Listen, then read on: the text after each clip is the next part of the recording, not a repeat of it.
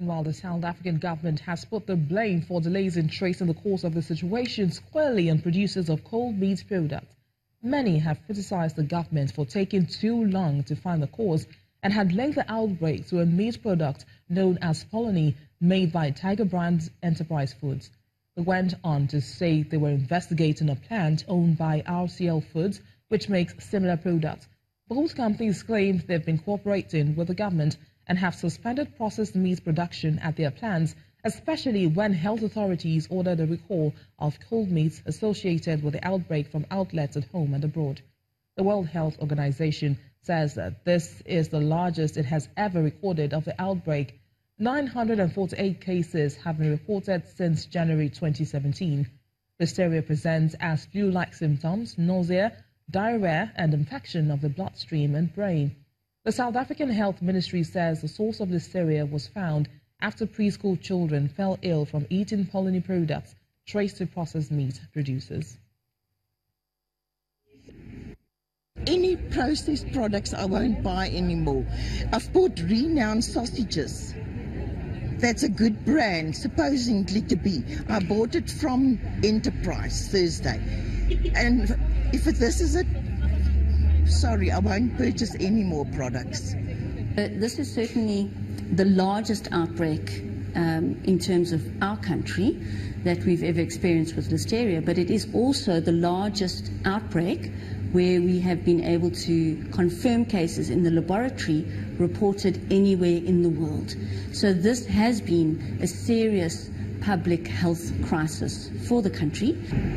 I think it's important to urge people to please look in their fridges and freezers, identify these products, take them out, put them in a plastic bag, tie it securely.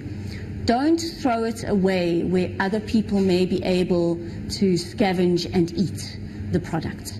Rather, take it to a retailer and get a refund, or phone your local municipality if you're unsure what to do with it.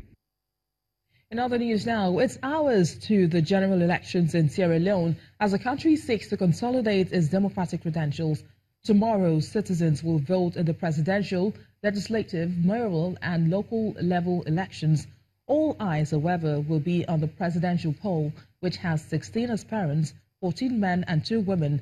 The main contenders are the ruling APC party Samura Kamara and the main opposition SLPP's Julius Maada Bio. Leander Basso joins us now from Freetown. Now, how are the preparations going? What have you observed so far? Well, it's all systems go for the election that starts tomorrow morning at 7 o'clock. That's when polls open, and they will run until 5 o'clock in the afternoon. The election observers are out in full force across the country as well. Things seem to be calm for now in the capital, Freetown, but there have been some isolated incidents reported in the provinces where the supporters have been attacking each other. We heard last week that a couple of presidential candidates' cars had been stolen when they went into areas where they were not as popular as others. So things seem to be calm, but it's usually the calm before the storm. So police and security services will be out in full force tomorrow when the polls open. Now let's look at the 14 candidates for the presidential poll. We have 14 men and 2 women. And of course, that says a lot for an African country that at least 2 women are vying for this all-important position. What do we know about the female candidates?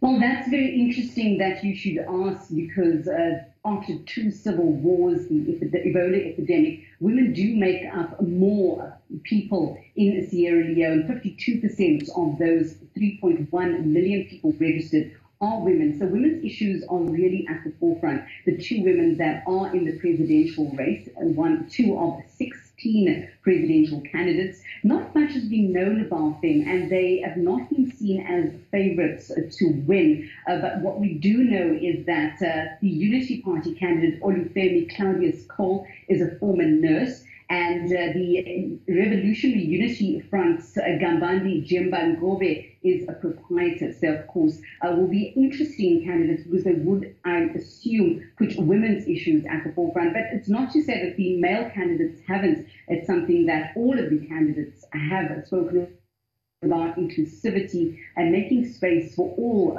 aspects of Sierra Leone's population.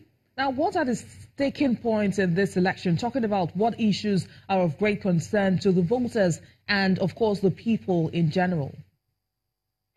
Well, unemployment is a big issue. Corruption is a big issue. That Ebola epidemic came to an end just 2 years ago exactly. That was after a very long time that they were trying to get back onto their feet after the civil war ended in 2002. The country is in an economic crisis at the moment, so whoever gets the top job in Sierra Leone will have to make moves very quickly in terms of getting employment going. 70% youth unemployment. This is a very young population, and the young people especially the candidates who are appealing to the young people, they would be looking at appeasing them by finding them employment, getting them active in the economy.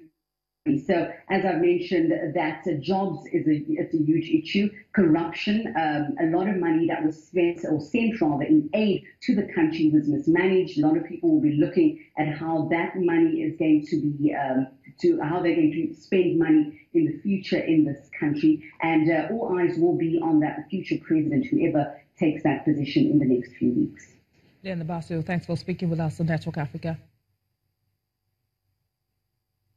Now, let's return to South Africa, but on a different issue, and would like to warn that viewers might find some parts of the next video disturbing. The suspected armed robber has been killed in an attempted cash heist in the Randburg area of Johannesburg. Eyewitness footage from an office building close by shows a shootout during the incident in which one of the suspected robbers, wielding an AK-47, was fatally wounded by the security detail attached to the cash being moved. According to the South African police, about 12 persons in 3 cars were allegedly involved in the attempted cash in transit heist.